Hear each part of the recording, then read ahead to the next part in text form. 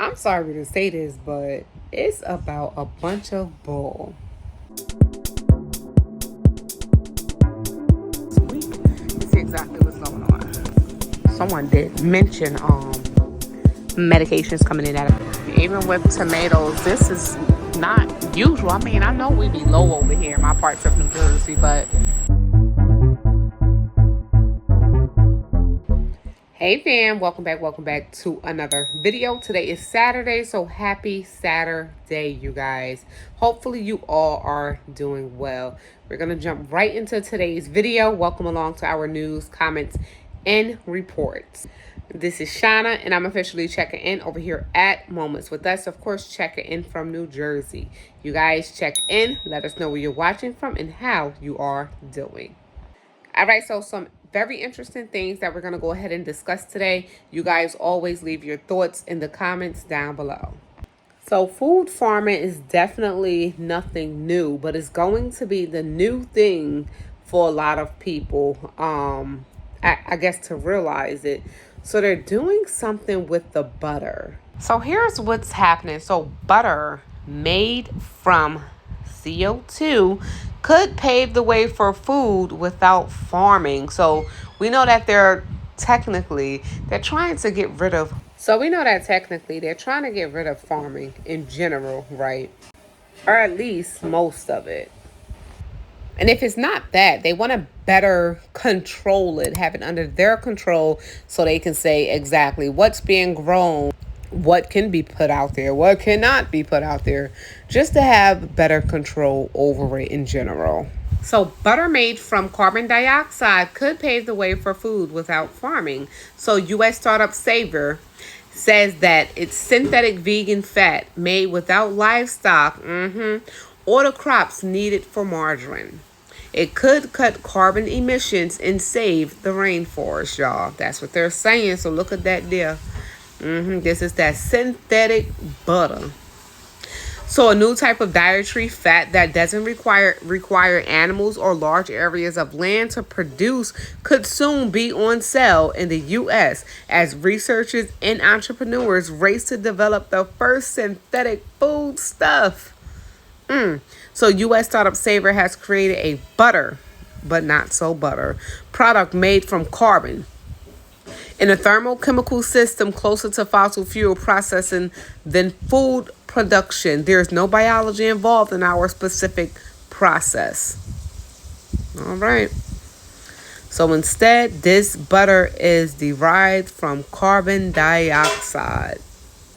Though there's a lot of things that we do consume that's not good for us, right?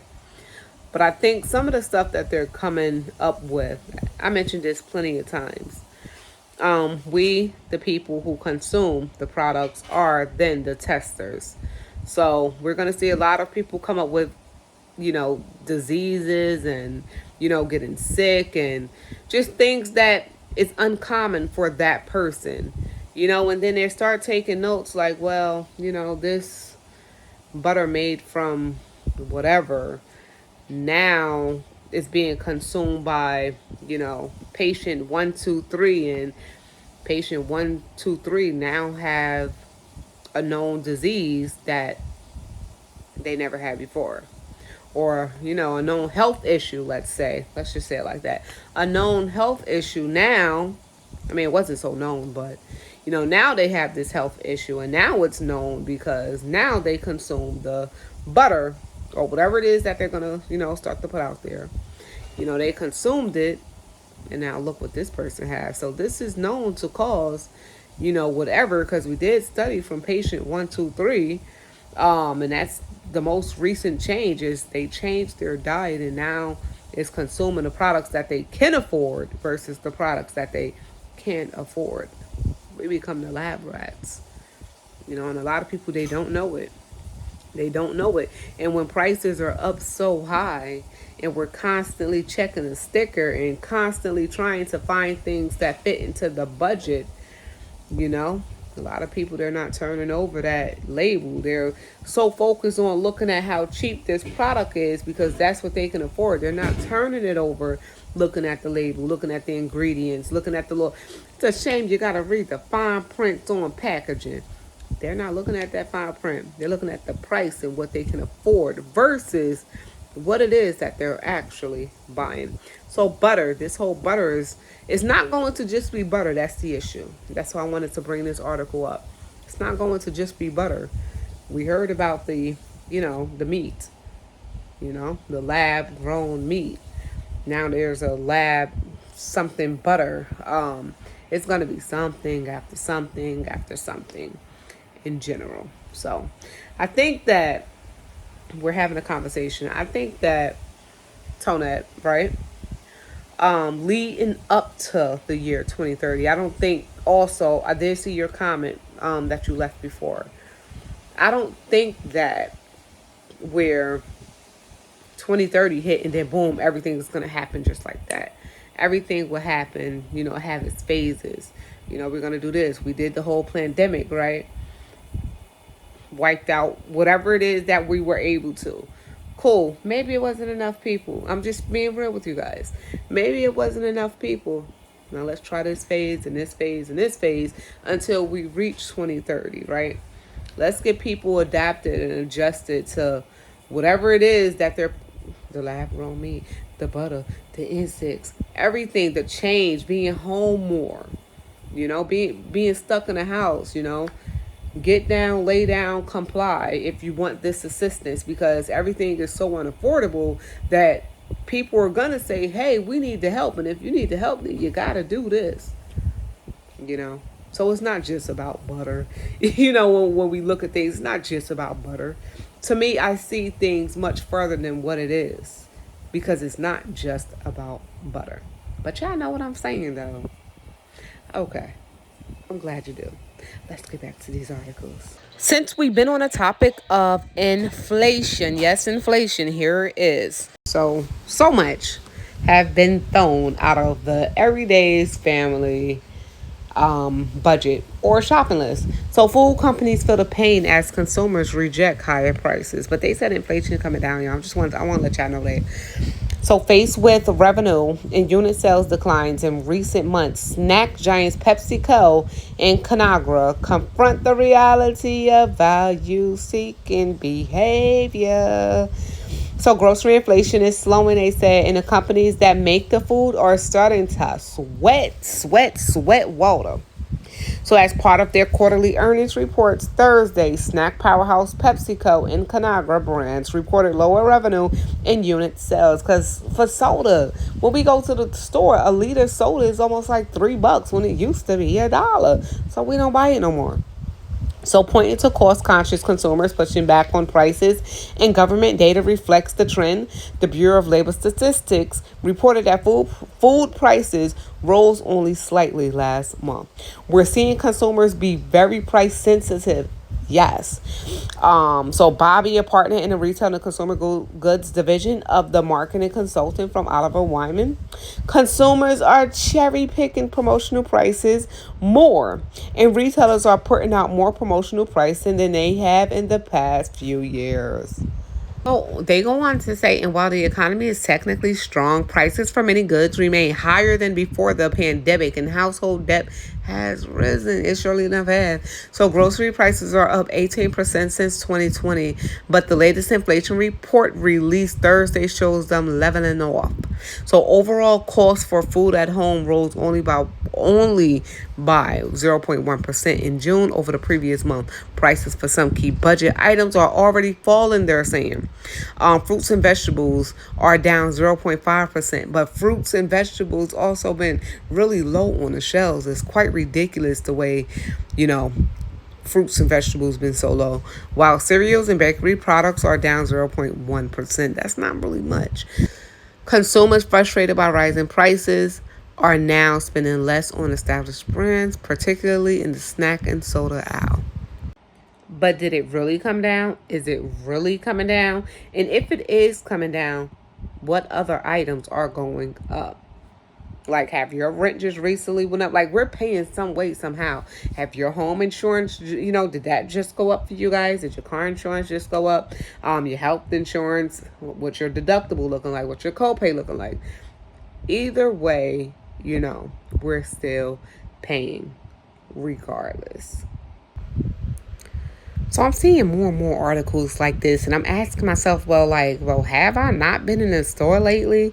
Have I not been in the store enough lately? I did see the price of eggs drop, though. It went back up and then dropped again, and I think went back up in certain stores and then dropped again, I guess, like in Walmart. But, I mean, $100 is still only getting you about 2 bags. That's it. So you might have just missed earth-shattering economic news, they say. We did it, y'all, they said. Get the champagne on ice and gather the townsfolk because Americans have slain the beast known as inflation. Or at least it hit a turning point. That's what they're saying.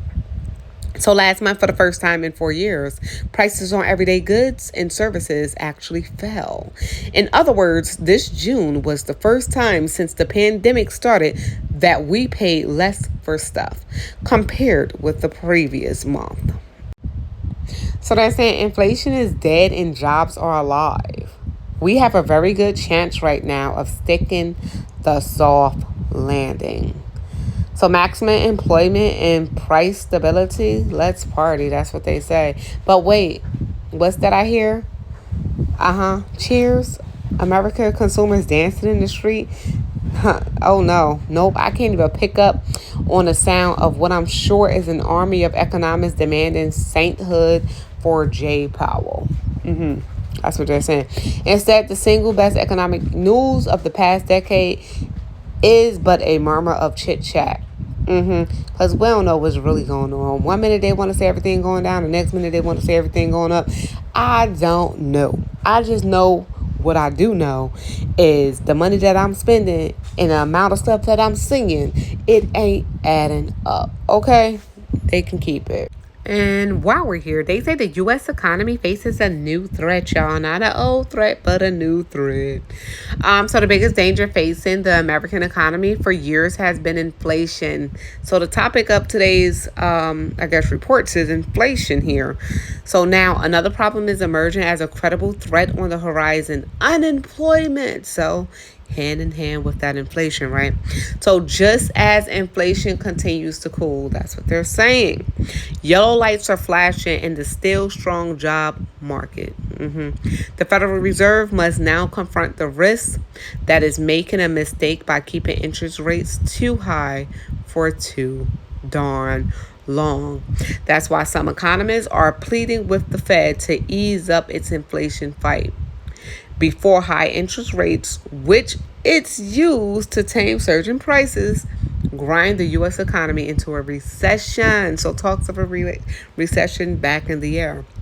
So it's time to cut rates. That's what they're saying. Once again, inflation is fading as the primary focus of concern. The balance of risk is slowly tipping towards a higher unemployment, though. So that's a huge, huge, huge issue. The biggest danger in a policy mistake. Sorry, guys. The biggest danger is a policy mistake. The Fed keeps rates too high for too long. Right now, the Fed is signaling a September cut. I think that's okay. But if they wait any longer than that, I fear they are going to overdo it. Talks of unemployment back on the rise. I mean, I still know some people who's looking for, jobs. Simple jobs, though. Simple jobs. And, they're not getting the positions. And not to say that this is the actual reason, but I'm going to tell you guys something. We mentioned this before about Walmart. I know some of you are going to remember. When I'm in Walmart now, right? And you see the workers. Most of the workers look like immigrants. They can possibly be immigrants. And it's strange because it's this MD, McDonald's, that I used to go to. And now I pulled up there. I think I got the kids some slushies because they about like $2. We got some slushies and stuff. You pull up, guess what? The whole MD now is possible immigrant workers. And I'm just being honest with you guys. I'm being honest with you guys because that's what we do. Um, Hubs, he was looking for like a second job. He worked 2 jobs for like too long. Now he's looking for a different second job, right? It's a shame what we really got to go through just to stay afloat. Looking for a second job. He like, you know what? Before, I was able to get this, and that, this, and this. Take a wild guess of these same positions that he was able to get before. Guess who's taking over those positions? Not saying that's what the problem is, but I'm saying it's just facts. But then they run reports saying, oh, we're trying to, take care of the whole migrant issue. Where they going? If they're not in the street, where they going? They're definitely being employed now, though. I can tell you that. Some way, somehow, papers or no papers, visa or no visa, they're definitely being employed. But there's jobs. They're saying that the unemployment, rate, it fell. I still hear some of the same people saying they're filling out for jobs. One, maybe the job not paying enough. But two, filling out for jobs and not getting a call back. Come on. I know some of y'all even personally been through it too. These jobs are being filled. Like, some companies are working hand in hand with the government, I think, at this point, and throwing these people up in these daggone companies. But you know what? It is what it is, because I know something's up, and I know you do too. And now, while we're all here for the stockpile, health alert issued for ready-to-eat meats illegally imported from the Philippines. So, multiple ready-to-eat meat products were illegally imported from the Philippines, prompting the U.S. Department of Agriculture to issue a public health alert. So, Department of Food Safety and Inspection Services, or the FSIS, issued the alert on Wednesday, according to a news release. So, here's what is going on. So 150, 175 to 60 gram cans of Argentina brand corned beef. So corned beef in a can, this one here on the screen, have been recalled. 150 and 210 gram cans of Pure Foods corned beef also have been recalled. That is also here on the screen. 150 and 190 gram cans of Chunky corned beef also have been recalled, which is here on the screen. 7.43 ounce jars of Ladies' Choice chicken spread also have been recalled. They're just saying that the product, they were illegally imported from the Philippines. So definitely, I don't know. They're not saying like it's, have salmonella or anything like that. It's just that it's illegally imported, meaning that it possibly just wasn't tested for anything. So if you consume it, you have a choice of basically getting sick. You're risking your health, basically. All right, let's go on to the next. In other news, people are saying that 81-year-old Joe Biden should drop out. He should not be president anymore. So on July 12th, I believe that Joe Biden, he held a rally in Detroit, and he was cheering the crowd and saying, oh, I'm not going to leave the race, warning that Republican Donald Trump poses a serious threat. So he's saying that Donald Trump is a threat if you guys elect him to be president. Y'all know my belief. The president is already picked, Even though people go out and vote, the president is already picked. They know who's going to be in chair way in advance. They know who's going to be in the chair. So Biden, 81, is trying to shift the conversation from his mental sharpness in a growing number of Democratic defections to the impact of another Trump presidency as he tries to reboot his campaign after a shaky debate performance on June 27. So, are you guys voting? Are y'all voting Trump, or y'all voting Biden, or you guys are voting someone else? Let us know in the comments down below. At 81, I didn't know this man was 81. But yeah, he's 81. Wow. And something going on with Dollar General. They don't have 48 hours no more, but they have 48 hours to make its stores safer or would face big fine. So Dollar General will improve safety protocols in stores and pay $12 million in penalties in a sweeping settlement with the Department of Labor over the discount chain's long history of putting low-wage employees in hazardous working conditions, basically. So yeah, y'all know when companies got to pay these big fines, they do raise prices, once they got to pay these big fines. I know we got to pay for it too. Even though it's their mistake, we still got to pay too. So if you shop at Dollar General, if you know the uptick in prices, definitely that is a possibility of why. And if you do have a Costco membership, just to let you guys know, they would be raising their membership fees for the first time in 7 years. So here's the details on that. So they would be boosting their membership fee at $10. So they're boosting it up by $10 from $120 to $130 a year. However, those members will be able to still earn up to $1,250 a year in rewards versus that, $1,000 rewards that they're able to, earn now. So it's up by $250 at least. But still, what if you only go to Costco for your basic needs? Paying that extra $10 for that membership versus another membership might not be worth it for some families. And that's still cutting into the budget. From inflation to recalls and President Joe Biden saying he's not backing down. There's so much going on in the world. But we're going to leave this video right here where it's at. Hopefully you all enjoyed. If you are new here and you did enjoy, all you have to do is subscribe. Hopefully you all enjoy the rest of your Saturday and weekend as well. So this is Shauna, and I'm officially checking out from Moments with Us. Make sure you all stay prepped, stay blessed, stay safe, and most of all, remain beautiful queens and kings. Until next time, y'all, I'm officially up out of here. Peace.